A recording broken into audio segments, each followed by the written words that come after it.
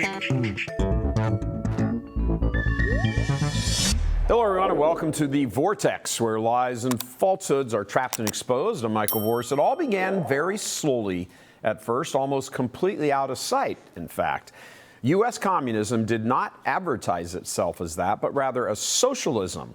Truth be told, with the exception of some economic points of view, the two are essentially the same anyway. Communism is just the name given to the movement later. It began as socialism. And just as it was beginning here in the United States in the mid-1800s, so too was Pope Leo XIII condemning it, since it had already gained a strong foothold in Europe. Socialism, by its very name, presents itself as the answer to society's woes. And communism has had a place in America since the satanic social dogma was conjured up. Karl Marx and his comrade Friedrich Engels presented their worldview of the haves pitted against the have-nots and cleverly peppered their propaganda into the printing presses at the New York Daily Tribune in the 1850s and 1860s. Look at that, before the U.S. Civil War even. Communist little seeds were planted all over America. And in Europe, where there was not really that much of a middle class, the rich versus the poor message played pretty well there. But in the U.S., however, where a middle class was developing rapidly, well, it was a harder sell here. So the socialists associated themselves with the worker and pushed for unions, trying to create a wedge between the rich and the poor. They called it labor and management. While some strides were made on behalf of workers, the desire for class warfare never really materialized, and the Socialist Political Party never really was able to establish itself as a standalone party. In 1919, Lenin formed an organization called the Communist International and began funding U.S. communist operations.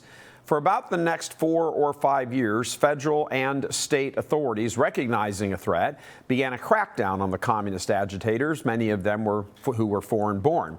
After those first 40 or so years of communism, socialism here in the U.S., it was clear that the means for spreading the ideology in Europe were not really going to work as well here. So after much infighting and factioning among the commies, it became clear to them that a direct challenge to government and institutions needed to be abandoned in favor of a much more subversive nature.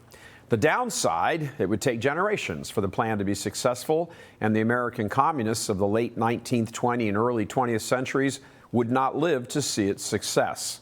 The upside, the control of America could be achieved through much more cunning maneuvers. So, taking one for the team, so to speak, the fifth column communists, as it were, began their long march through the institutions, willing to die without seeing the fruits of their efforts.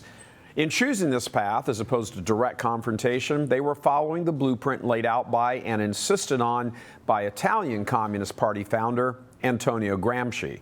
He correctly understood that the West had been built up on the theological principles of Catholicism and then the spillover of those principles, genuine human rights, the right to private property, for example, but considerably more.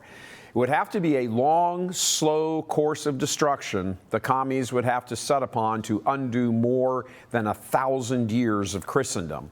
The goal, as it had been in the Revolution, was to seize control of the government. Armed rebellion and violence had been the weapon of choice in Russia.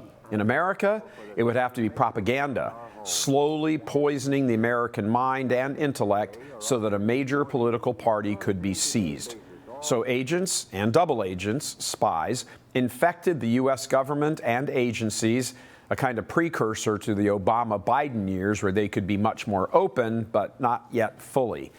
Since the war of the haves and the have-nots was their classic strategy, it was a very small shift to create a party that would present itself as the protector of victims.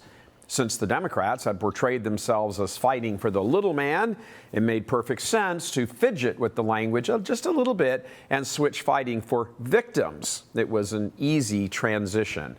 Victimhood as a political strategy was born, casting the little man as the underdog, the victim. After all, America loves a good underdog story. From henceforth, then, Democrats would fight for the poor. They would fight for victims. victims who are denied their rights to abortion, contraception, unlimited divorce, gay marriage, student loans being canceled, government handouts, Obama phones, and on and on and on. You name it. Give enough people what they want, materially, sexually, emotionally, and they will vote you into power. But that was the end game. The first step would be to undo centuries of tradition and cultural understanding of how society works. That work slowly began in the 1920s and 30s as various seeds were being planted in universities, seeds that would grow to full flowering within 2 or 3 generations.